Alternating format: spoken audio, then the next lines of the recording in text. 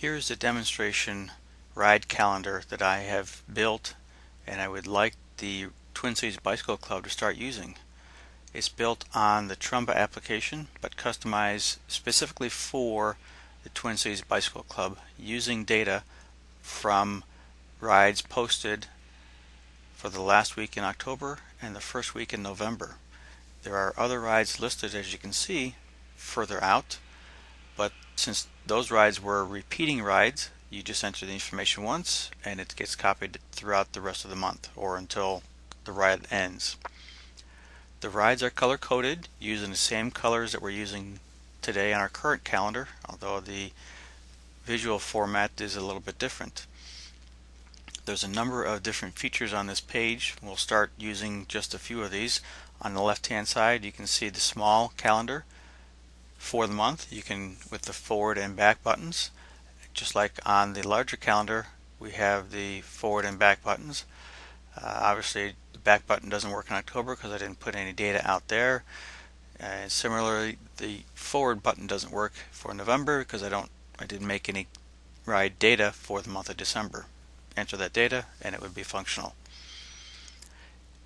One of the options that is really nice with this calendar is if you want to go on a ride to get more information about a ride, all you have to do is hover your mouse on top of that ride and you get all the ride details about that ride without even having to click on another, open up another page.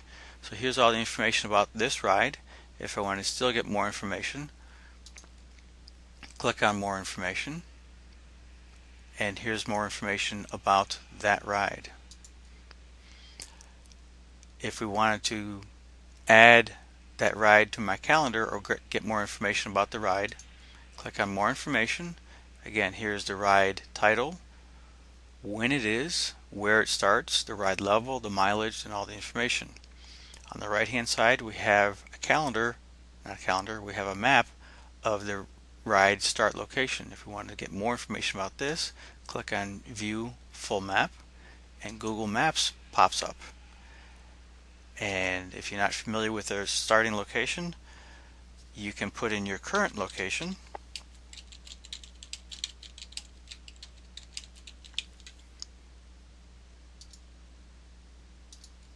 and get directions from your current location to the ride start location. Very handy feature if you've never been on that ride before. You could also, while you're on this ride, you could add it to your calendar. Another great new feature. If you have any one of these personal calendars that you use, or if you don't have one of these options, you can just download the information yourself to your computer and then copy and paste it into your calendar. This is a great option if you are looking at rides at work and you don't want people to schedule meetings when you want to go on a bike ride. You can block off your time. To do that, just since I use Outlook, I'm going to click on this one. And I think I've already added this one to my calendar, so that's why it showed up there. So I'll click a new one. Here's a new ride. I want to add it to my calendar. I want to use Outlook. Open as a new appointment. I'm going to download the iCalendar information. My antivirus pops up.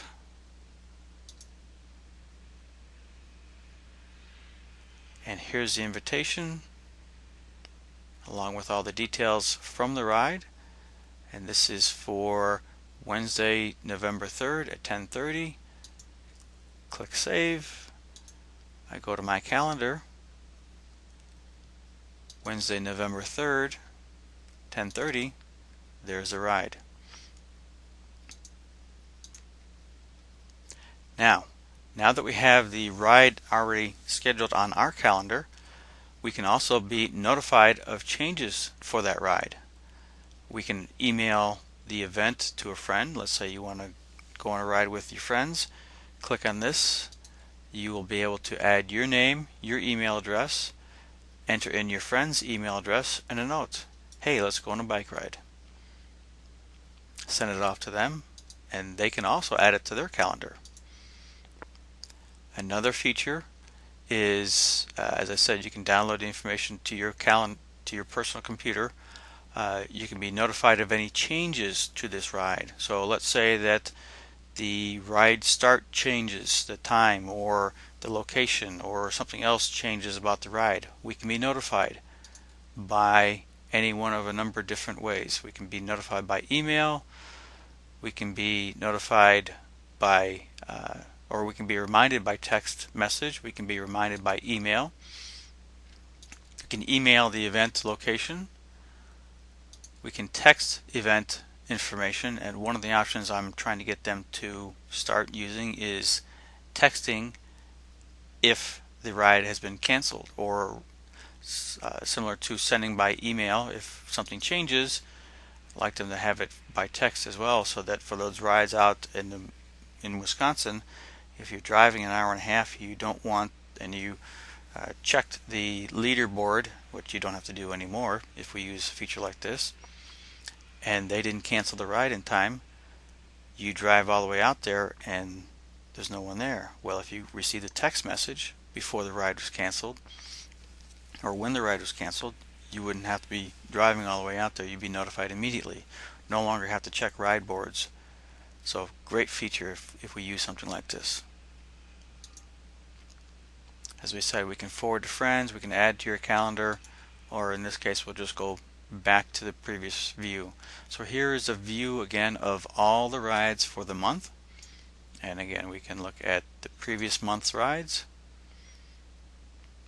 But let's say, again, this is the month view. Before we leave this view, we have all the different ride calendars that are out there. Right now I've got them all selected. We can filter any way we want to, and let's say we just want to look at the A-B rides. So we can choose those, and now we also want to see the A rides. Or we can look at all the rides. And again, this is the view, a month view. There are many different views we have. We have 8 here, and we also have more options, so if we wanted more views, we can always add those. One of the really nice features of this application is the map view. No longer do we have to change ride names or add the location start on into the name of the ride. We can simply look up the rides by their location. Put your mouse over one of the push pins and you can find out information about the ride that starts there. The date, the ride name, and if you want to get more information about that ride, just click on it, and again you bring it back up.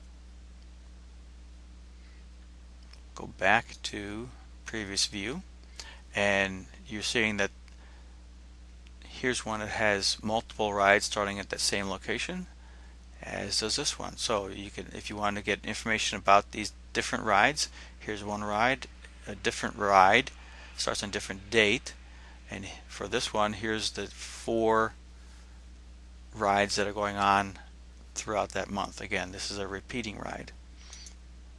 So we could have, if you're going to a different part of the city and you're going to be over there and you haven't been on rides in that location and you want to go on a ride, you can have some free time, you could put your mouse over the push pins and find out when rides are going to be there at different locations.